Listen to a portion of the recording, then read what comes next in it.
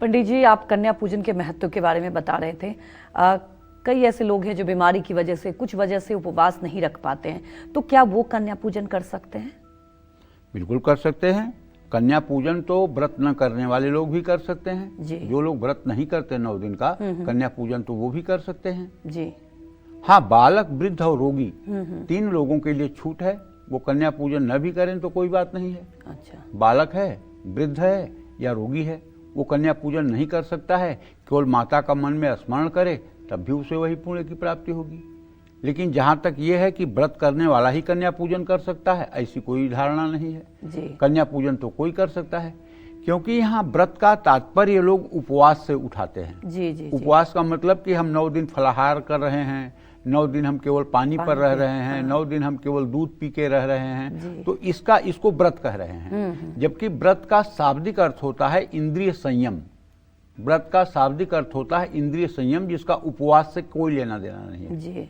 इंद्रिय संयम का मतलब है कि जो नहीं बोलना चाहिए वो ना बोलें, जो नहीं देखना चाहिए वो ना देखें, जो नहीं सुनना चाहिए वो ना सुने, जो नहीं छूना चाहिए वो ना छुएं, जो नहीं खाना चाहिए वो ना खाएं।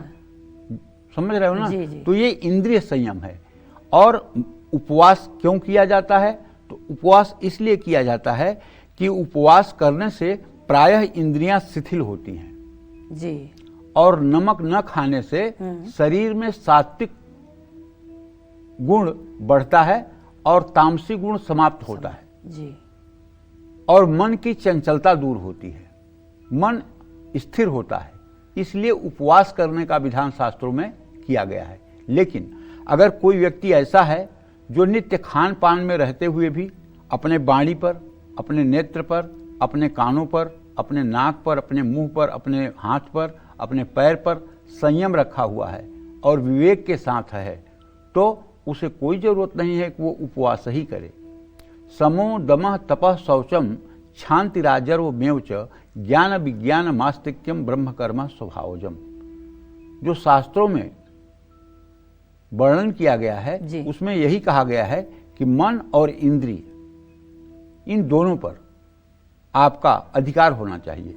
इंद्रियों पर तो अधिकार आपको बताया, अब मन पर जब आपका अधिकार होगा तो आपके अंदर से जो 6 दुर्गुण हैं, हर शरीर में 6 दुर्गुण हैं, काम, क्रोध, मोह, लोभ, मद, मत्सर, ये 6 अवगुण सारे शरीरों में भरे हुए हैं और इन्हीं 6 अवगुणों ने मनुष्य के शरीर को हाईजैक किया हुआ है। अब वो जैसे चाहते हैं वैसे चलाते हैं। जहां चाहें वहां आप गुस्सा कर लें, जो मन हो वो आप अपनी कामना बना लें, जब मन आए आपको मतलब कि जो है कामनाओं के वशीभूत होकर के परेशान हो जाएं, किसी वस्तु के प्रति, व्यक्ति के प्रति आपको मोह हो जाए, किसी चीज के प्रति आपको लोभ हो जाए, दूसरे को नीचा समझ करके आप अपने को ऊंचा समझने लगें, आपको कुल का अभिमान हो जाए, रूप रंग का अभिमान हो जाए, धन का अभिमान हो जाए, शिक्षा का अभिमान हो जाए, ज्ञान का अभिमान हो जाए, तो ये मद है जी। और मत्सर, अरे वो मेरे साथ पढ़ता था, वो इतना आगे कैसे निकल गया,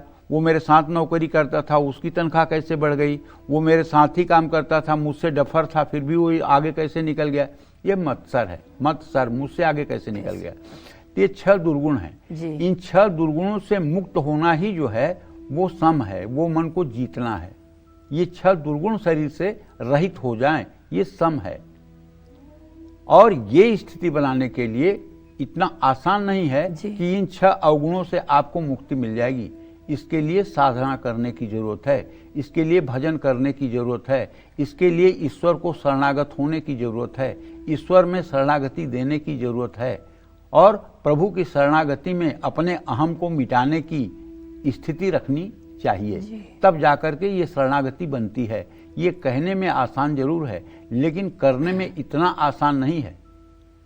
और जब मन आपका इतना शुद्ध हो जाएगा तो भगवान गीता में अपनी 84 विभूतियों को बताते हुए श्री कृष्ण कहते हैं गीता में अर्जुन से, इंद्रियाणाम मनस्यास्मि, हे अर्जुन मैं इंद्रियों में मन हूं। तो क्या काम, क्रोध, मोह, लोभ, मद, मत्सर से युक्त मन भगवान है? नहीं, काम, क्रोध, मोह, लोभ, मद, मत्सर से रहित मन जो है वो भगवान कृष्ण है। उसी मन में भगवान का दर्शन होता है, उसी मन में प्रभु का साक्षात्कार होता है जब वो ये 6 खड विकारों से मुक्त होता है। और जब तक विकारों से युक्त होता है तब तक उसमें भगवान नहीं होते हैं। इसलिए इन खड विकारों को रोकने के लिए खान पान संग ये सब चीज़ें बहुत मायने रखती हैं। साधना बहुत मायने रखती है, किसी गुरु की सेवा बहुत मायने रखती है, सत्संग बहुत मायने रखता है, स्वाध्याय बहुत मायने रखता है। जीवन को पूर्ण रूपेण निष्ठापरक ढंग से चलाने का नाम जो है वो साधना है। जी। जय मां विंध्यवासिनी।